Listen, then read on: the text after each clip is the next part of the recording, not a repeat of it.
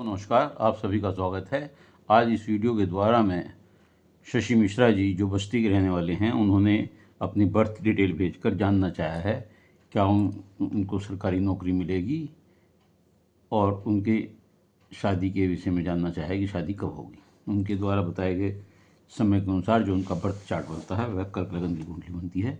दूसरे भाव में शुक्र गुरु हैं, चौथे भाव में सूर्य मंगल बुध हैं, छठे भाव में राहु हैं, सप्तम भाव में शनि हैं और 12वें भाव में चंद्रमा केतु हैं। देखिए, कर्क लगन की कुंडली है और इसमें एक योग तो यह है कि दूसरे भाव का स्वामी सुख स्थान में, सूर्य सुख स्थान में तुला राशि में है, और इसका स्वामी सुख स्थान का स्वामी शुक्र वो धन भाव में, सूर्य के भाव में है। अनन्य ग्रह परिवर्तन योग है, ये बहुत अच्छा योग होता है। बुधादित्य योग भी इसमें बना हुआ है। राहु की पोजीशन भी यहाँ अच्छी होती है और यहाँ सूर्य बुध योग, बुधादित्य योग भी बना हुआ है। सूर्य मंगल योग अलग होता है और मंगल बुध योग अलग होता है। तो इस तरह ये है। शनि जहाँ बैठता है वहाँ अच्छा फल देता है, अपने घर में बैठे हुए हैं। तो इस प्रकार ये आपकी कुंडली। अब मैं इसका विश्लेषण आपका अलग प्रकार से करूँगा। देखिए, कर्क लगन की कुंडली है। कर्क लगन की कुंडली में ऐसे व्यक्ति अच्छी पर्सनैलिटी होते हैं, बहुत भावुक होते हैं, सबके लिए बहुत कुछ करते हैं और बड़ी हृदय के साथ दूसरे की सेवा करते हैं। लेकिन जब इन्हें कभी किसी की ज़रूरत होती है तो इन्हें उसके विपरीत रेस्पॉन्स नहीं मिलता और ये उससे थोड़ा सा शुद्ध हो जाते हैं। ये कर्क लगन की क्वालिटी है। इसके स्वामी 12वें भाव में केतु के साथ बैठे हुए हैं, जो ये एक अच्छी युक्ति नहीं है। ये संन्यास प्रवृत्ति है, विरक्ति भाव है, मोक्ष भाव की है। 12वां भाव भी मोक्ष का है। विदेश भाव भी इसी से देखते हैं। ऐसे लोग, क्योंकि लग्नेश अपने से 12वें आगे बैठ गया, तो ऐसे लोग घर से दूर जाकर रहते हैं। विदेश में विदेश योग भी इसलिए कहा गया है। केतु के साथ यहाँ मानसिक तनाव रहता है और चंद्र केतु ग्रहण दोष बनाते हैं। इसे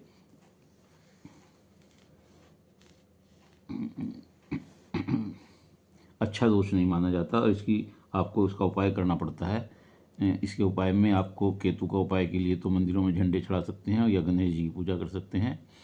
काले सफ़ेद तिल पानी में बहा सकते हैं और चंद्रमा के लिए भी शिव जी पर आप दूध का सोमवार को चढ़ा सकते हैं। ये मानसिक तनाव बहुत देता है। इसे प्रसाद योग भी कहते हैं। केतु के कारण यहाँ 12वें भाव में आँख पर चोट का निशान हो सकता है और ये यहाँ पर चंद्रमा के साथ विरक्ति भाव देता है। तंत्र मंत्र में आपका रुझान पैदा कर देता है और विवाह संबंधों में असामान्यता लाता है। ये क्योंकि उदासीन बनाता है आपको, तो इसलिए आप दाम्पत्य जीवन के प्रति भी उदासीन हो जाते हैं। पारिवारिक सुख से भी विरक्ति देता है। माता को पीड़ा होती है और ग्रहण दोष का आपको उपाय जरूर करना चाहिए और गणपति जी की पूजा करनी चाहिए। दूसरे भाव में शुक्र और गुरु हैं। शुक्र भोग और सुख देते हैं, आर्थिक संपन्नता देते हैं, व्यापार नौकरी में लाभ देते हैं तथा सुंदर आकर्षक चेहरा देते हैं। व्यक्तित्व आपका बड़ा आकर्षित होता है। गुरु आपको बहुत बैलेंस्ड लाइफ देते हैं, व्यक्तित्व देते हैं।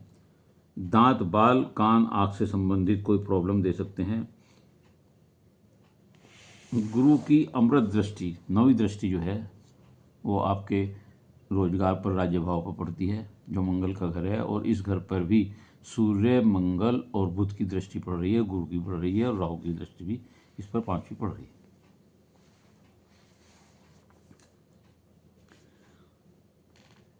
ये आपको गुरु की दृष्टि यहाँ आपको शिक्षा क्षेत्र से जोड़ सकती है कार्य के लिए, और आपको राजनीतिक क्षेत्र में जोड़ सकती है, राज्य भाव से लाभ दे सकती है, नौकरी का योग देती है। चौथे भाव में सूर्य बुध मंगल हैं आपके। इसमें जो आप देखें, अगर सूर्य बुध की बुधादित्य योग देखते हैं तो इसमें ये आपको बुद्धिमान बनाता है, शिक्षित करता है, सफलता सम्मान दिलाता है, भौतिक सुख प्राप्त कराता है, माता पिता से अच्छे संबंध देते हैं, अच्छा घर, अच्छा वाहन यहाँ पर बैठकर आपको मिलता है। अगर ये आप ऐसे लोग कारोबार भी करें तो वो भी बड़ा अच्छा होता है। सूर्य मंगल की युक्ति क्या कहती है इसमें? सूर्य मंगल आर्थिक रूप से समृद्ध बनाता है, आदित्य मंगल योग कहलाता है। ज़मीन जायदाद जरूर दिलाता है, बड़ी सफलता प्राप्त कराता है।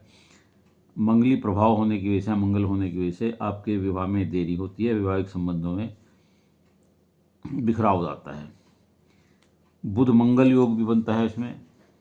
ये सुख समृद्धि बहुत अच्छी देता है, ज़मीन मकान जरूर देता है, लीडरशिप के गुण देता है, वाहन सुख देता है, बुद्धि पराक्रम से आप धन कमा सकते हैं। ये अच्छी युक्ति है, ये अच्छा फल देता है।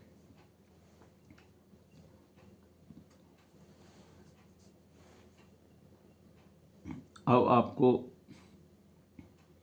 इनकी सातवीं दृष्टि की, अगर इनकी सातवीं दृष्टि यहाँ पड़ती है, राहु की पड़ती है और गुरु की पड़ती है, इससे निश्चित तौर से ऐसा लगता है कि आपको सूर्य की वजह से, क्योंकि सूर्य की यहाँ दृष्टि ऊँची हो जाती है और मंगल की अपने घर पर दृष्टि होती है, राहु की दृष्टि आती है, गुरु की दृष्टि आती है, तो निश्चित तौर से आपको सरकारी नौकरी लगने का योग ये बताता है, अच्छी नौकरी मिलती है।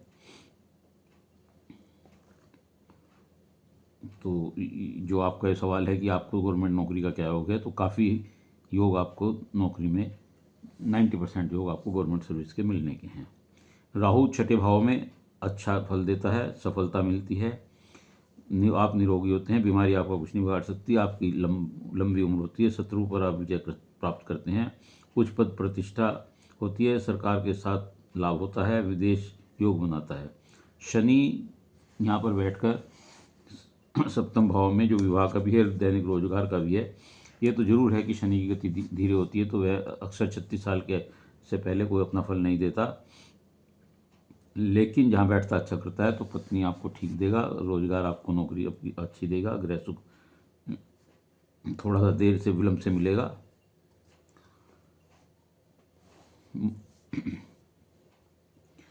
इस प्रकार जो है आपकी कुंडली में ये सब फलों के बारे में स्थिति मैंने बता दी है, तो आपको गवर्नमेंट सर्विस मिलने के काफ़ी चांसेस हैं, जो 35/36 साल में मिल सकती है, क्योंकि शनि देर से चलता है, रोजगार वगैरह विवाह भी आपका इसी अवस्था में मिलता है। शनि यहाँ बैठकर पति पत्नी की एज डिफरेंस में, अक्सर यदि लड़का है तो लड़की की उम्र बड़ी हो सकती है, या फिर दूसरी स्थिति में एज डिफरेंस काफ़ी हो सकता है। आप मंगली हैं, इसलिए भी आपको विवाह में थोड़ी सी देरी हो सकती है, शनि के कारण भी हो सकती है, और क्योंकि सप्तम इसका संबंध अष्टम से भी है और केतु चंद्रमा भी देरी कराते हैं, तो इसलिए आप इनका उपाय करें। तो आपको शनि चंद्र केतु का अगर उपाय करें और जो ग्रहण दोष है इसका उपाय करें, तो निश्चित तौर से आपको जीवन में बहुत सफलता मिलेगी, गवर्नमेंट सर्विस मिलेगी और आपका दाम्पत्य जीवन भी सही रहेगा। दोनों स्थिति मैंने आपको बता दी है कि आपको 35/36 साल में नौकरी व शादी का योग है। उम्मीद है आपको अपने प्रश्नों का उत्तर मिल गया होगा। यदि आपको ये वीडियो अच्छी लगी हो तो इसे लाइक करिएगा, शेयर करिएगा और कमेंट्स बॉक्स में जाकर अपने विचार लिखिएगा। इसके अलावा यदि किसी और का कोई प्रश्न हो तो वह मेरे चैनल को सब्सक्राइब करते हुए अपना एक प्रश्न पूछ सकता है और अपनी डिटेल भेज सकता है। उत्तर अवश्य दूंगा, लेकिन उत्तर के लिए आपको धैर्य रखना पड़ेगा, क्योंकि प्रश्नों की संख्या बहुत अधिक है और मैं एक ही कुंडली का जवाब दे पाता हूँ। कोशिश करूँगा कि कभी कभी 2 या 3 कुंडलियों का भी जवाब दे दिया करूँ, ताकि आपका नंबर जल्दी आए। धन्यवाद।